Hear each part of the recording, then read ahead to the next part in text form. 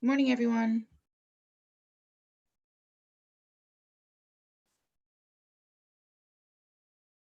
Can you guys all hear me okay? Yeah. Yep, great. Okay. Good morning, good morning. Welcome back. Yeah, so today we're going to finish up lecture 5, which we started last time. Before we do that, though, I got to scold you guys a little bit. So I talked with the TA from lab, Bruna, Dr. Fonseca, and you guys got to show up to lab prepared. You guys got to do it.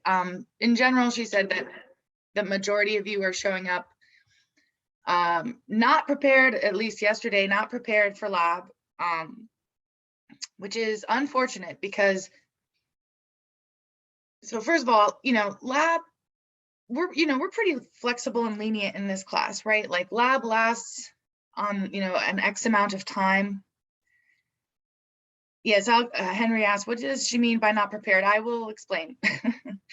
But lab lasts X amount of time, right? We don't force you guys to like stay there the entire time. Each lab has a set of learning objectives that are listed on the front of the lab, right? Listed on the front of the lab. Each lab tells you things to do before, like while you're in the lab. The labs cover material that we've already covered in lecture. And terms that we've already covered in lecture, for the most part, right? 95% of the terms that you encounter in lab, we would have covered in lecture.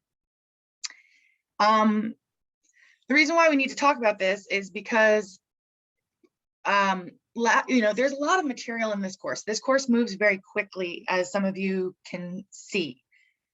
So if you're right now, like if you don't know what's on a gametophyte plant right now and what's on a sporophyte plant right now, you got to go back into the lecture slides. You got to go rewatch the recorded lectures. These are things that should by now be kind of familiar. What we mean by prepared for lab is if you look at the syllabus, and as I've said many times here, the lab, we don't make you buy any lab materials. The lab manuals are posted on Canvas. So what you need to do before going to lab is you need to download the lab manual, preferably print it out, or otherwise bring it to lab in a way that you can interact with it, right? So like just having it on your phone where you can't interact with it, probably not good enough, because you're gonna want to make diagrams, you're gonna want to label the diagrams in the lab manual and things like that. So I recommend you bring a printed copy to the lab. So before coming to lab, you need to download the lab manual. You need to read the lab manual. You need to preferably print out a copy of the lab manual to bring to lab. When you read through the lab tells you what you're supposed to do when you get to lab. So when you show up to lab, you should already know what you're supposed to do. It's in the lab manual. I'm mentioning this because labs are in person, as are all the other classes now for the most part. And so when you show up, you want to be efficient. You want to show up, you want to know what you are supposed to do, you want to get those objectives done, and then you want to go, right? That's what you want to do. We don't require that you do additional assignments for lab. We don't require that you turn in the lab manual for grading either. Why? Because you're adults. You guys are adults. You're grown-ups. They're fourth year biology seniors, right? So you're grown-ups. So we don't need to baby you like that, but you need to take responsibility for your own education. I know that pretty much everyone in this class needs this class to graduate. So if you're showing up to lab not prepared, and then you're going to be sending me emails at the end of the semester, oh, I need to graduate this class. Time is now. Time is now, kids. The time is now. Get it together. Show up to lab prepared.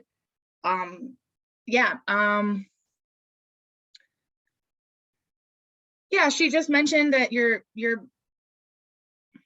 just need to come to lab more prepared, and also you may need to be studying the material a little bit more closely in general, because like I said, if you're right now still not sure what an antheridium and an archegonium is, or like I said, what's on a sporophyte plant, what's on a gametophyte plant, you're behind. And then when it comes time to do the exams, lab exams and lecture exams, you're going to do badly. And that's sad because there's no reason in this class to do badly. We really walk you through it step by step. Anything else? Yeah, so that's my scolding session. Please, please, please improve in that area. If anyone has any questions about that, happy to answer them. Happy to answer them now or in a follow-up email or other times during office hours. Yeah, I was just, you know, I've taught this class many times. I think this is my 5th or 6th time lecturing this course. Before I lectured this course, I was the TA in lab for this course. So I know what she means if she's saying that students are coming in unprepared. It basically just means you need to put more effort in. So take responsibility of your education and be more prepared, spend more time with the material. All right, enough about that. That's enough about that. Let's see, let me pull up the lecture slides. Here we go, we got them here. I gotta find how to share this real quick. All right, I hate when this is not coming up. 1 second, let me refresh this share function. Here we go, great. All right, guys. Yeah, because ultimately, the reason I'm scolding you guys is because you guys are obviously smart. You guys are going to go on to great things in life, right? After this class, you're gonna be awesome in your field. I want you guys to excel. And it frustrates me when I feel like students are not putting in as much effort as they can. Because I work really hard to try to make this course digestible. And I work really hard to try to make you guys understand the difficult concepts in this course by going through them over and over again. So all I'm asking is that you put in an equal amount of effort, please. Okay, so last time we finished the non-vascular plants and we began this lecture, right? We began this introduction to the vascular plants. So for example, last time we talked about important characteristics of the non-vascular plants and the pros and cons of being a non-vascular plant. Last time we talked about the importance of being a vascular plant and likewise the pros and cons of being vascular. We talked about why it's important in the history of the world, right? Why it's important that vascular plants even came to be. So for example, we talked about how the earliest vascular plants showed up based on the fossil record about a little over 400 million years ago. And if we look at the fossil record, if we look at fossils in rocks that are that age, right? We also see around the same time is when there was a big diversification event with animals, right? So around 400, a little over 400 million years ago, we see evidence that there's vascular plants showing up. Plants are beginning to dominate the land. Plants are beginning to evolve structures that let them move onto land and dominate more areas on the land. And as that happens, it creates new environments on land that animals can also occupy. And what do we see? But, excuse me,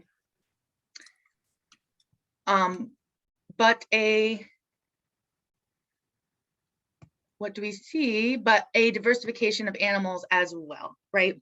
Moving from an aquatic environment onto a terrestrial environment, right? And that's where we left off. Let me mute this. That's where we left off, right? Because we went through a lot of material last class. And by the time we got to this point last class, we're just kind of like, okay, we need a break. So now we're going to talk more about the vascular plants.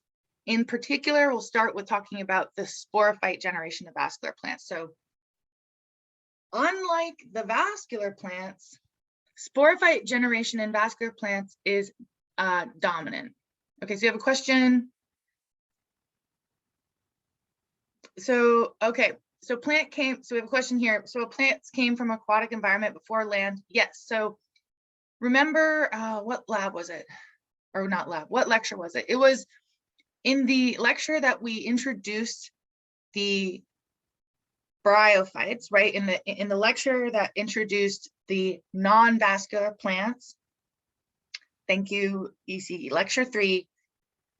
We talk about how plants and green algae are the closest living relatives. And so basically, green algae and plants both existed in aquatic environments, right? And then eventually plants moved onto land. However, initially when plants moved onto land, they were non-vascular plants, because in an aquatic environment, having vasculature is not as important, because when you're in an aquatic environment, you're doing a lot of, you're absorbing water via and some nutrients via osmosis and diffusion. Yes. So plants originated in the water. First entering land as non-vascular plants. However, we also went through, that's the point of this here, right? The pros and cons of being a non-vascular plant. Being a non-vascular plant is okay. It allows you to exist, right? You can still reproduce, you can still, do photosynthesis. It's a fine system. The problem with being a vascular plant, though, is these things listed on this slide.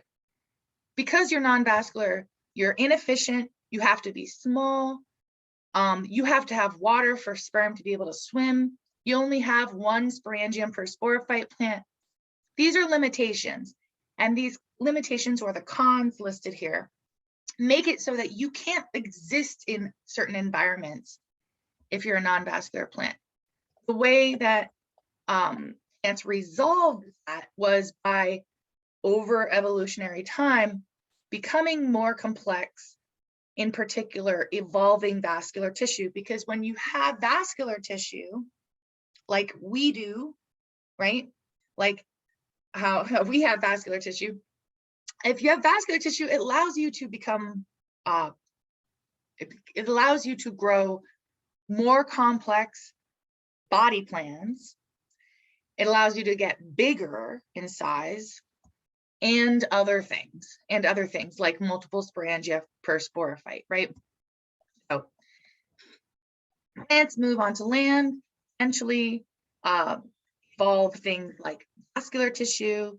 But the point of these slides here is just to say that as plants move onto land and become more dominant on land, so too do animals leave the water and come onto land as well. So here we are, sporophyte generation of the vascular plants. So in the non-vascular plants, the gametophyte generation was dominant in the non-vascular plants, right? If you see a moss or a liverwort or a hornwort with your naked eye, you're probably looking at the gametophyte generation, right? It may have a sporophyte generation attached to it, but in non-vascular plants, that sporophyte is dependent on the gametophyte plant and always has to be attached to the gametophyte plant, right?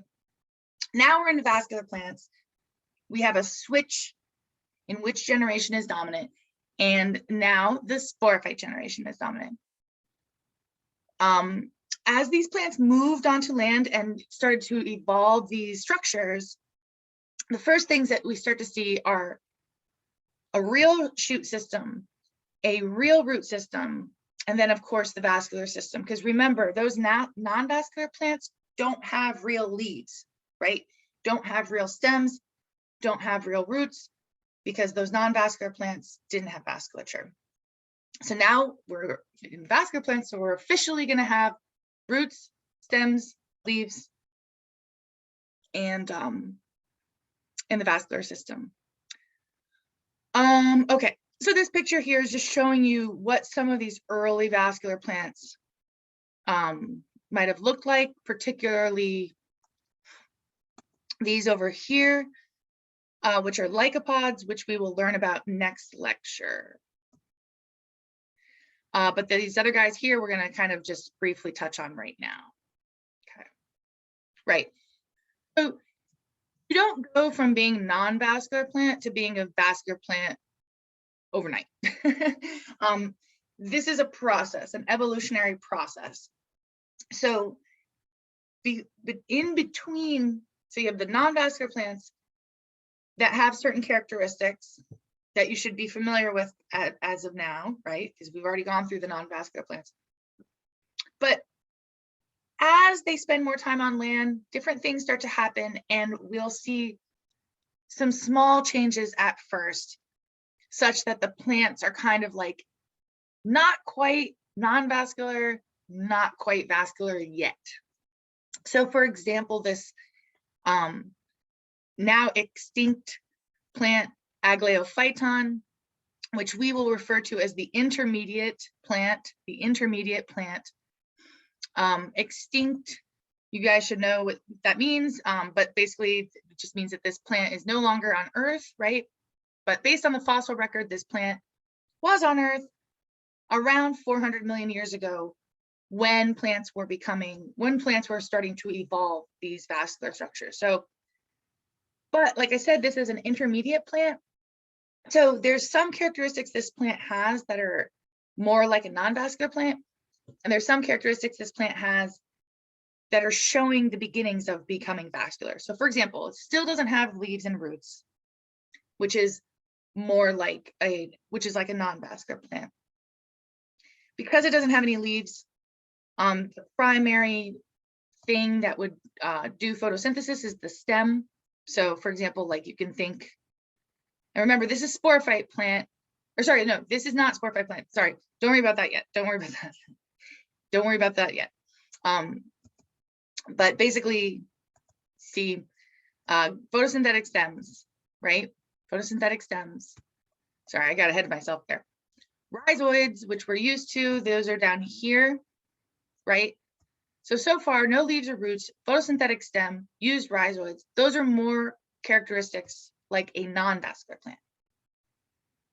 Horizontal stem, which just means that the main stem is growing like this, and then occasionally it might have some vertical stems come up like this, but the main stem is horizontal, which is a characteristic that we'll see again. And yeah, so sporophyte. Yeah, and sporangia are located at the tips, right? Which is also a characteristic similar to what we saw in the non-vascular plants. Sorry, I'm getting ahead of myself and I'm getting excited. Another characteristic of these intermediate plants is that they did not have vasculature yet, right? They had leptoids and hydroids, which is something that we saw in the bryophytes, right, in the mosses. So intermediate plant, generally more like a non-vascular plant. But then from that intermediate plant, we get these very first vascular plants.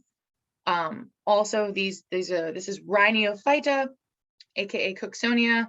That's what you see here.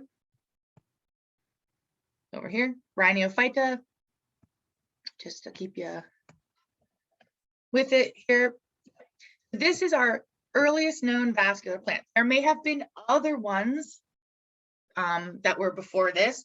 This is the one we have evidence for, right, in the fossil record. Who knows? Maybe we'll discover an earlier one day. But for now, this is the one we know of. Rhiniophyta is the phylum name, right? Phyta.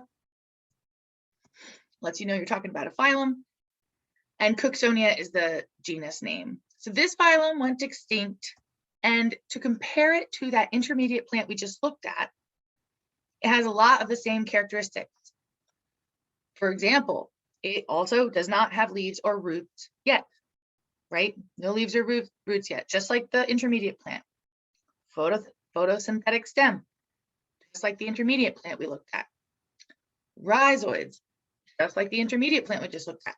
Horizontal stem, which is not really shown well on this drawing, but it's that same idea. You got this main stem that's horizontal, where occasionally you'll have some like vertical stems coming up. Sporangia located at the tips of the stems, right, at the stem axes, just like the intermediate plant we looked at. But now we see a change in that we see in the stem, you do a cross section through the stem, we see the beginnings of xylem and phloem, right? Primitive xylem and phloem. So this here is showing a cross section through a stem. So like doing like this. And inside there, we see the beginnings of xylem and phloem. So everything else, though, in terms of characteristics, is identical to that intermediate plant. The only difference is this Rhiniophyta, right, has the beginnings of xylem and phloem, whereas the previous, the Aglaophyton we just saw, only had the hydroids and the leptoids. All the other characteristics are the same. Notice also, just to keep you guys, remember when we learned about the equal dichotomy as a body plan for like in the bryophytes, right? That like grow, split kind of pattern, growth pattern, simple growth pattern. Check it out. Look, grow, split, right? Grow, split. So we see this equal dichotomy again, which is a very simple body plan we see in some of these simpler plants. Okay, so this was Rhiniophyta Cooksonia, right? So this is Cooksonia, earliest vascular plant. There's other members of plants from that same phylum, Rhiniophyta. For example, this plant, Rhinia, that's also going through the same thing. So what I'm trying to show is like, it's not just this one plant is going through this. This is happening in many different plants. The evolution of vascular tissue is happening in multiple times, not just a single event. Yeah. Just to show you some fossil evidence here. So again, this is from this extinct plant Rhinia, which is in the phylum Rhiniophyta. Notice again, like, right, the grow split pattern, equal dichotomy. Here we see these are sporangia up here. And this is actually, this here is actually a real fossil of a fossilized sporangia actually containing the spores, which is super cool. And if we were to look at a higher magnification, you could actually see the tetrads of spores in that fossil, which is super cool. Okay, so as evolution continues, we get a little bit more changes in some of these plants. So we had intermediate plant, right?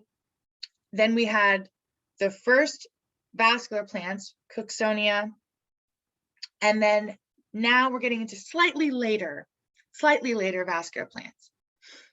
So this is, you don't have to memorize the phylum name, but this is from Zosterophyllophyta. Don't worry about that. You can just call it Saudonia. But basically, this is another extinct phylum. But look at the slight changes here. So it's the same characteristics as the intermediate plant we saw and that earliest vascular plant that we just looked at, except now we're talking about lateral sporangia. Why is that important? Well, why is that important? Remember that, oops. Remember, one of the disadvantages of being a non-vascular plant is that you can only have one sporangium per sporophyte. That's a disadvantage, right? That's a disadvantage. So as plants, continue to evolve to be more efficient, this leap of having lateral sporangia is super important because it allows you to have way more sporophytes, way more sporangia per sporophyte plant.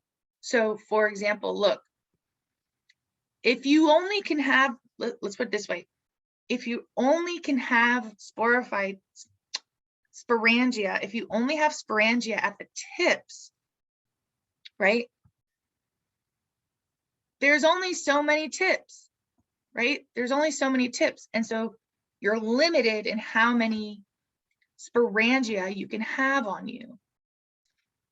So if you're able to grow the sporangia all along the sides of your stems, as in Saudonia, it's great because you can make so many more spores because you have so many more sporangia.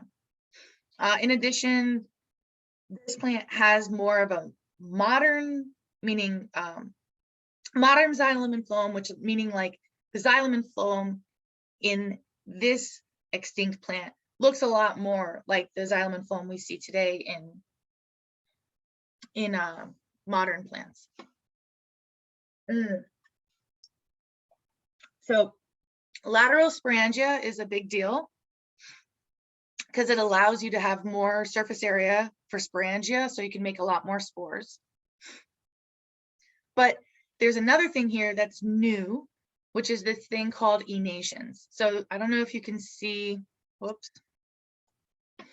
I don't know if you can see these little spikes. So here's a spike, right? It almost looks like a thorn, something like a thorn. So those little spiky things are called enations. And we believe, based on additional fossil evidence and other things, that enations actually led to the very first leaves. Because remember, we're still dealing with plants that don't have leaves yet. Okay. We will talk more about enations later on. So these plants that we just looked at are extinct plants that don't exist anymore. Believe it or not, though, there are still some of these earliest vascular plants that are still alive today, which is what we're going to cover. First, we're going to cover this over the course of a couple lectures and a couple labs. You might see this word extant. So extinct means no longer on Earth, right? Extant means still on Earth, still alive. And here's what some of them look like. And as we go through these, you'll notice that they have a lot of those same characteristics of these extinct plants we just looked at. For example, photosynthetic stems, for example. So here they are. We have the lycopods and the horsetails. So the lycopods, here's lycopods. The lycopods that we're going to cover in this course fall into two categories, two genera, really. You have Lycopodium, which is shown in these top two images, and Selaginella. All of those are lycopods. We will also look at horsetails, which are shown on the right. Okay. Before we learn about those, we're going to learn a little bit more about the tissues that evolve in vascular plants, because as we go forward, we're going to see a lot of these terms. So we want to get a handle on them now. Okay. So all cells of the plant body are organized into tissues, and the tissues are organized into tissue systems. In the plants, there are 3 tissue systems. the dermal tissue system, the ground tissue system, and the vascular tissue system. Hold on one second. Whoops. Okay. So all plants have these, all plants that we're going to talk about going forward have these, okay. Okay. All right, thanks, Henry. Henry, that's also something you can put in the discussion threads on the threads. Okay, so three tissue systems. Yep, dermal tissue system, ground tissue system, vascular tissue system. All of those tissue systems are composed of tissues, and all of those tissues are made up of cells, and all of those cells are derived from this apical meristem, right? You have apical meristem. Hold on one second. I need to blow my nose real quick. So just hold on one second.